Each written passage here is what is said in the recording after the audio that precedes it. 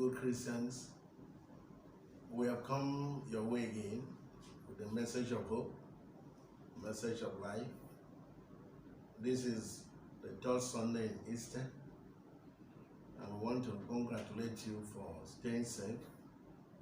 We want to thank God for protecting you and keeping you and members of your families intact. We are constantly praying for you and believing God that this restriction very soon will be relaxed. We thank God for the blessings of God upon their lives, and we have come as usual with the word of hope and word of life. Today I am picking the passage from John chapter 10, and I'm going to commence reading from verse 1 to 21. The theme of the message will be Jesus, the Good Shepherd, and the text is taken from that same passage, John chapter 10, verse 11.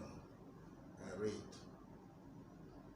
"Most assuredly I say to you, he who does not enter the sheepfold by the door, but climbs up some other way, the same is a thief and is a robber. But he who enters by the door is the shepherd of the sheep. To him the doorkeeper opens, and the sheep hear his voice, and he calls his own sheep by name and leads them out. And when he brings out his own sheep, he goes before them, and the sheep follow him, for they know his voice. Yet they will by no means follow a stranger, but will flee from him, for they do not know the voice of strangers." Jesus used this illustration, but they did not understand the things which he spoke to them.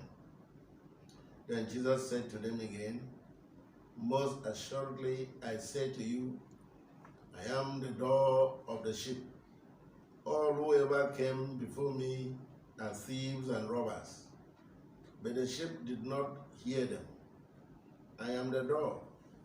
If anyone enters by me, he will be saved, and will go in and out and find pasture. The thief does not come except to steal, and to kill, and to destroy. I have come that they may have life, and that they may have it more abundantly. I am the good shepherd. The good shepherd gives his life for the sheep that are hireling. He who is not the shepherd, one who does not own the sheep, sees the wolf coming and leaves the sheep and flees. And the wolf catches the sheep and scatters them. The hireling flees away because he is a hireling and does not care about the sheep. I am the good shepherd, and I know my sheep, and am known by my own. As the Father knows me, even so I know the Father, and I lay down my life for the sheep. And other sheep I have which are not of this fold.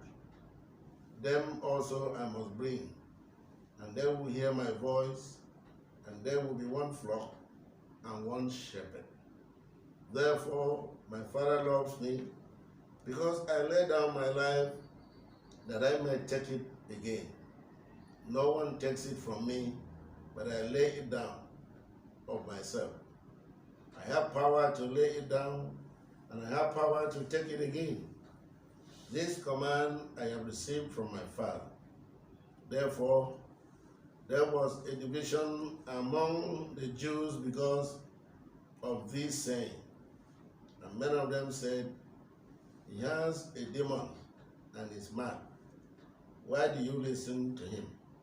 Others said, "These are not the words of one who has a demon. Can a demon open the eyes of the blind? Worthy is the Lamb." Hallelujah. Like I said, this is another interesting part of the scriptures. And it's very instructive, very interesting. It helps us to build our character and our leadership qualities. There is no better love picture of Jesus than the picture of him as a good shepherd. The picture of the shepherd is deeply woven in the language and imagery of the Bible. Apparently, the main part of Judea is a central plateau. It stretches from Bethel to Hebron for a distance of about 35 miles. Most parts of the ground is rough and stony, and naturally favors pastoral work rather than agricultural ventures. The life of the Palestinian shepherd was very hard. No sheep or flock ever grazes without a shepherd, and the shepherd is never off duty. Because of the rough and stony ground, there were scanty grasses, and the sheep were bound to wander afar off into the open fields. As the sheep wandered into the desert, they were liable to be exposed to hazards, get lost, attacked by wild animals like wolves, or even stolen by thieves and robbers. Therefore, the shepherd's task was constant and dangerous, for in addition, he had to guard the flocks against wild animals like the hyenas and wolves, be far-sighted, endure the harsh weather conditions, and stay awake always. Therefore, constant vigilance, fearless courage, and patient love for the flock were the necessary characteristics of the shepherd. In the Old Testament era, God is often pictured as the shepherd and the people as his flock. The Lord is my shepherd, I shall not want. A very familiar passage in the scriptures, known by almost everybody or every Christian or believer in the church. Psalm 23, verse 1. He is our God, and we are the people of his pasture and the sheep of his hand. Psalm 95, verse 7. We are his people and the sheep of his pasture. Psalm 100, verse 3. Again in Isaiah chapter 40, verse 11, God's anointed one, the Messiah, was also known as the shepherd of the sheep. He shall feed his flock like a shepherd. He shall gather the lambs with his arms and carry them in his bosom, and shall gently lead those that are young. There are so many portions in the scriptures that can allude to this. Leaders of the people, specifically the nation of Israel, were regarded as shepherds of God's people and nation. They were solely responsible and accountable to God in their leadership. This Old Testament picture translated to the New Testament. Jesus Christ is the good shepherd. He is a shepherd who risked his life to seek to save the lost, the strange sheep. And that could be seen in Matthew chapter 18, verse 12, Luke chapter 15, verse 4. He is a shepherd of the soul of man. 1 Peter chapter 2, verse 25, and the great shepherd of the sheep. Hebrews 13, verse 20. As in the Old Testament and in the early Christian church, today, the leaders, pastors, apostles, bishops, archbishops, elders, and superintendents of churches are the shepherds, and the people are the flock. Leaders of nations and various organizations who see themselves as representatives of God, as God's messengers to maintain God's rulership and godly rule among the people, are also shepherds. Once you are given a responsibility to manage God's resources, lead the people and train them in godly values and in any capacity, you are a shepherd. The mode of operation and calling may differ, but the sole aim of the good shepherd remains the same. The shepherd's equipment. I find it very interesting to note all equipments that the shepherds were using. The description of the shepherd's tools shows that they were very simple, affordable, and comfortable to handle. Number one, the shepherds had the scrip. It was a small bag made of animal skin in which he carried his food. And the contents of the scrip of the bag were bread, dried fruit, some olives, and cheese. Secondly, the shepherd had his sling. Shepherds were so skillful that they could sling stones and not miss it. If you look at people that were chosen to fight during the era of the Judges, Judges chapter 20, verse 16, you discover that these left-handed people were very skillful in using slings. And once they used it, they couldn't miss. The shepherd used the sling as a weapon of offense and defense. Again, since there were no sheepdogs in Palestine to trace erring or strange sheep, the shepherds would fix the stone in the sling and landed the stone in front of the strange sheep as a warning for that sheep to turn back. Another equipment of the shepherds was the staff. It was a wooden club. It was quite short and had a lump of wood at the end of it and was often studded with nails. It usually had a slit in the handle at the top, through which a narrow strip of leather or material could pass, and through it the staff could swing at the shepherd's belt. The shepherd used the staff to defend himself and the flock against the marauding beasts and robbers. The next one and the last was this rod. The rod was the shepherd's last equipment. This rod was like a crook. With the crook, he could catch and pull back any sheep which was moving to stray away.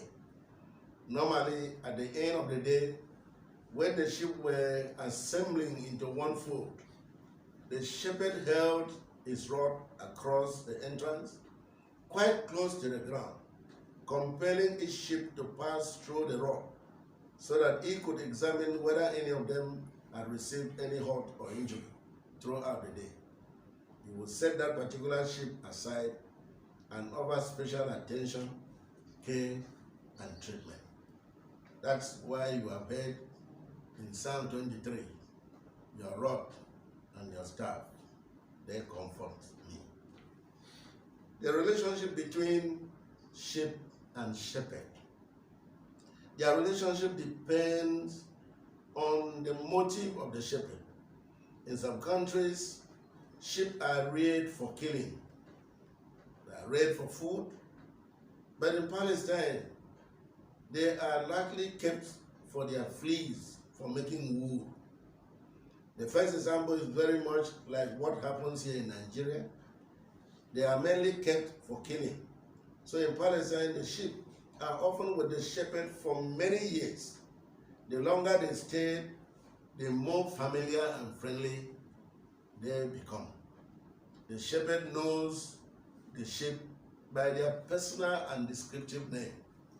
Just like we have names for our pets here in different families, even some in the domestic animals. We know how to get their attention, and once they see us, we know how they react. They know the voice, signal, and commands and direction of the shepherd, and would happily follow any stranger. These are all the descriptions we have seen in that passage, and I'm trying to explain it as a body to help us. Each shepherd was identified with his peculiar voice, language, and call, that he could use always to draw the attention of his sheep, and they all understood and obeyed them. Jesus, the door. It's very obvious the Jews did not understand the real meaning of the story of the Good Shepherd.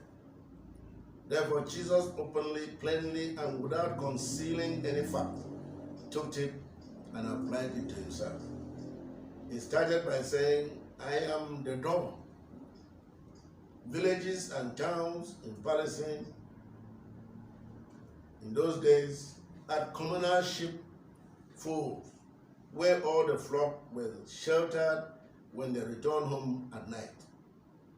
They were protected by a strong door, of which only the guardian of the door kept the keys. Moreover, they were bound to the other sheep that wandered and could not return to the sheepfold in the village or towns. Those ones were collected into the sheepfolds out of the hillside, under open spaces enclosed by a wall with only one opening. This was the only opening that the shepherd himself would lie down across the entrance or the opening, and no sheep could go out or come in except over his body. In the most practical and literal sense, the shepherd was the door, because there was no other access to the sheepfold except through him. This is exactly what Jesus meant when he said, I am the door.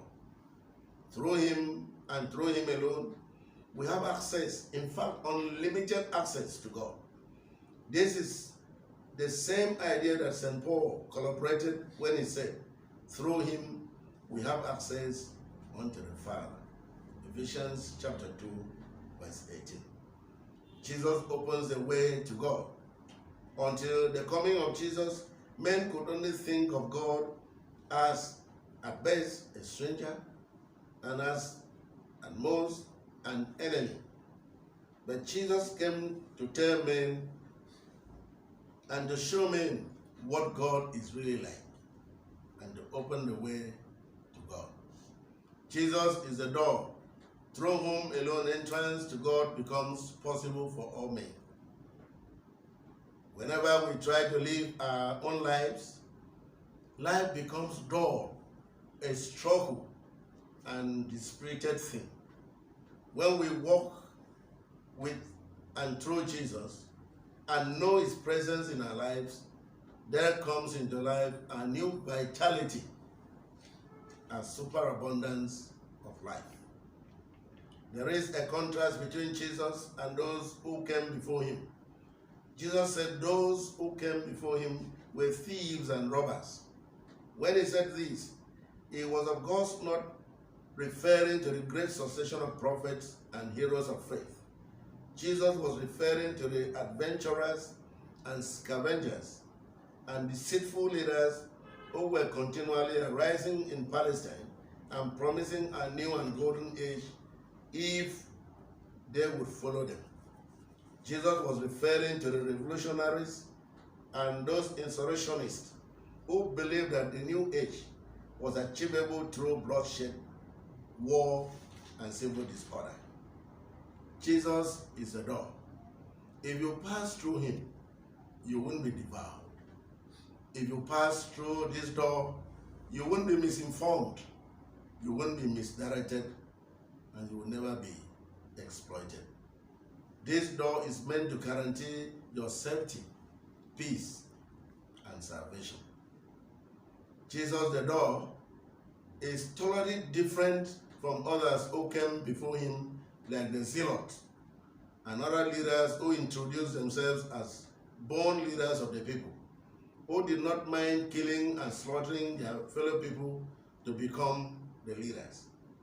Jesus is making a contrast between those leaders who claim they were sent by God, but believed in war, in murder, assassination, falsehood, and treachery as their schemes for conquest and victory. These leaders who believe in class warfare, violence, bitterness, and destruction cannot be the way that leads to God. They can never be the door. God is love. God is peace. God is caring. God sustains life. And God protects life. God gives life. So whoever must go to God must be a peaceful person. The only way, the only door, the only person that qualifies to be the door and opens the door for us to have access to God is Jesus. This topic, the Good Shepherd, compels us to draw a contrast between the good and the bad, the faithful and the unfaithful shepherd. Shepherds are absolutely responsible for the sheep. If anything happened to the sheep, he had to produce some kind of proof that it was not his fault.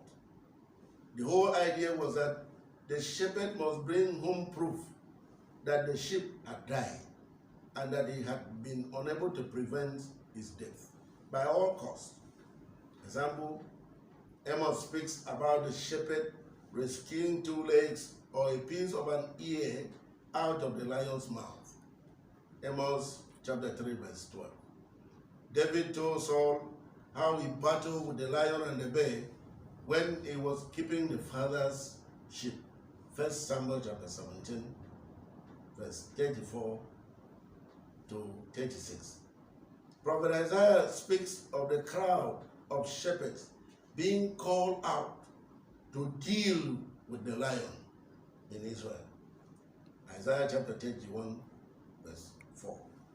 A true, faithful and committed shepherd never hesitated to risk discomfort and even to lay down his life for his sheep.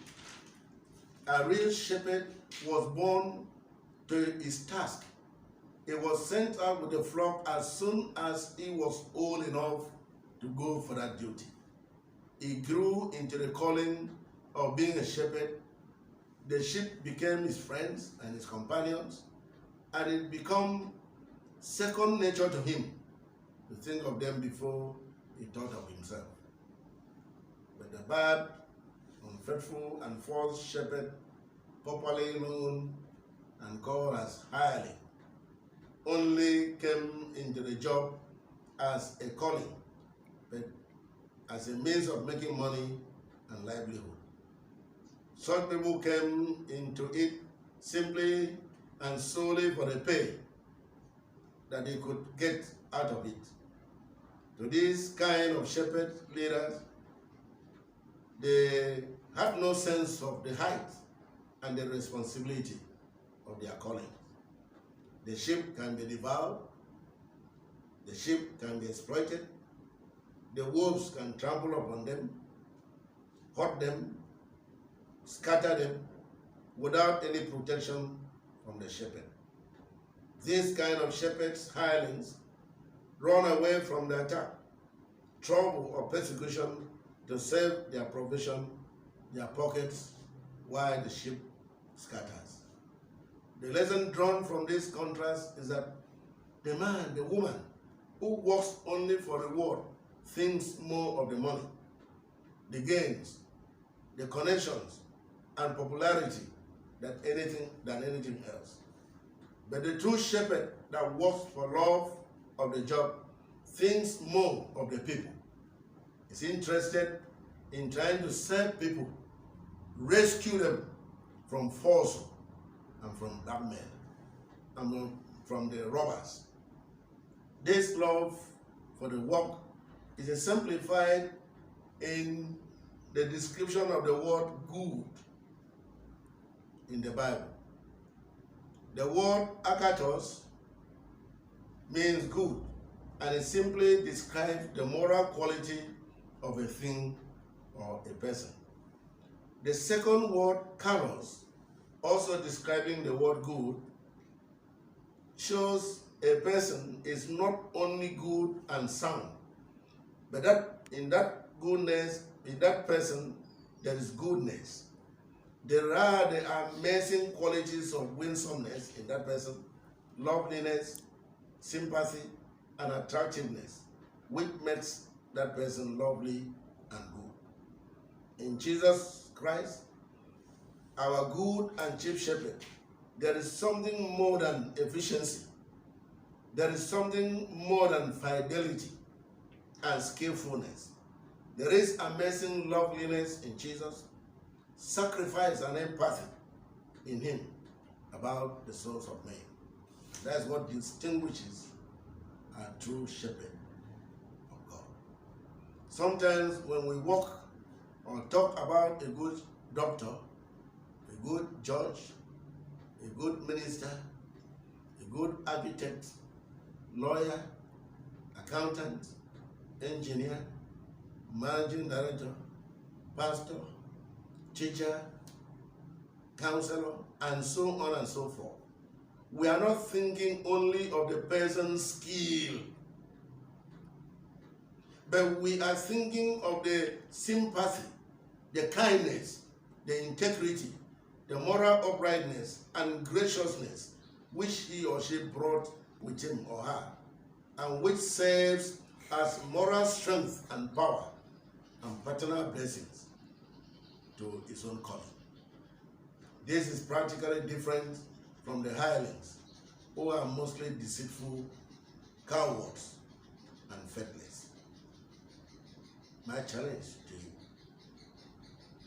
you: any person placed in leadership position to exercise care and authority over God's people in whatever category is a shepherd, is a leader under God's authority and mandate. It is our duty to rise up to defend the sheep from the attack of the wolves and the marauding robbers. The sheep is that part of the innocent, harmless, quiet, unassuming flock that needs constant care, training, feeding, and guidance, while the wolves are the opposite, living even within the sheepfold to devour and scatter the sheep. And so shepherds must be very careful in watching among their sheepfold, because they are bound to be the wolves, and most times they are the strongest because of their strength, because of their power, because of their connections. And then the ones that are quiet, that are teachable, at times don't seem to have defense among these groups. The destiny, the salvation, the proper grooming of the sheep is dependent on the commitment and sacrifice of the shepherd. If the shepherd is careless, nonchalant, self-centered, and not close to God, he may not only pose danger to the flock, but stays to serve himself or herself without caring for the sheep.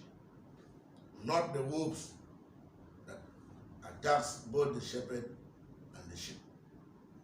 The 21st century shepherd of God's flock is called upon to defend and protect God's people from devourers, from misleading religious dogmas, ideologies, and syncretic practices, from cult and the occult. They are called upon to provide the necessary nourishment through constant teaching of the undiluted Word of God and directing them to tread the path of righteousness, truth, and justice through Jesus Christ. The emergence of COVID-19 has thrown a serious challenge to the church. For a period of time now, church leaders and members, and even the privileged ones in anxiety, have been shouting and criticizing the palliatives provided by government, or nothing provided. Palliatives, in my little understanding, is something far less than sufficient, so it can never be sufficient.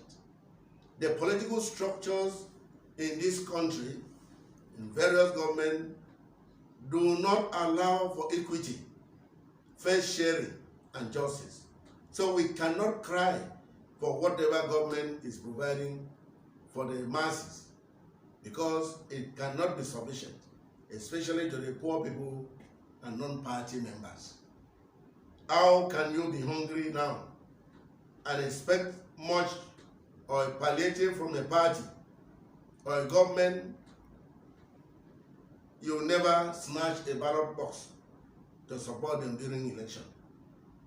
Or you never deliver your word during election. So the political structures in sharing palliatives may very hardly come close to you. Don't be surprised to see some bundles of face and nose masks in people's home after the COVID-19 being abandoned somewhere because somebody refused to distribute them to people free of charge. The church must rise up.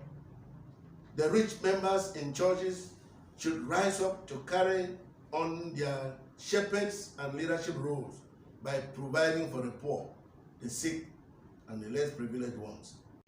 Food were distributed and given to the needy ones, even though some people played politics of ethnicity still in the church, because the Jews, those who were in charge of the food, only distributed to the Jews and left the proselytes until there was a complaint, and Peter had to step in and appointed the deacons so that they can share things equally. So even in church, you can see people who are so inclined to ethnicity. Give them food and money, except they have eaten, no other person will eat. Give them palliatives, they will stock it in their families and give to people in their groups, and the only sermon and leadership talk that will come out from their mouth will be, in my people, my people. But in God's presence, everybody matters. Jesus must be presented to the world as the only solution and good shepherd to the world crisis. Myriads of problems that we have jointly created politically, economically, scientifically, and spiritually. Jesus, the good shepherd, the only door to eternal life, has solutions to our problems. As of today, all the renowned scientists in the world who propounded theories for good life and emancipation, freedom from worry, attack and diseases, technological freedom, electricity for all, food for all, medicine for all, good roads for all, water for all, free medical care for all, have all buried their heads in lockdown, isolation, and other confinement and restrictions. Our great men and women, most celebrated and distinguished telecast pastors and founders of reputable church denominations who invaded the moon, rock and rolled in developed countries with chartered flights, and released fake promises to exploit the strange ship, have remained calm, quiet, confounded, only waiting for the owner of the universe to dictate the next phase for their movement. Jesus is the way, is the truth, and is the life. He is a great shepherd that will protect your life from destruction. Follow him today, follow this door, and you'll never be lost or disappointed. May the Lord bless you as we have blessed him. May the Holy Spirit grant you better understanding of this message that we have heard from the mouth of clay. May God bless you and keep you. May God continually keep you as a good Christian to follow the path of righteousness.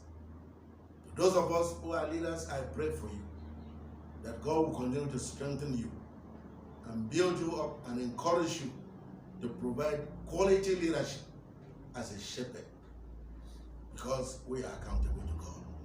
In the name of God the Father, God the Son, and God the Holy Spirit.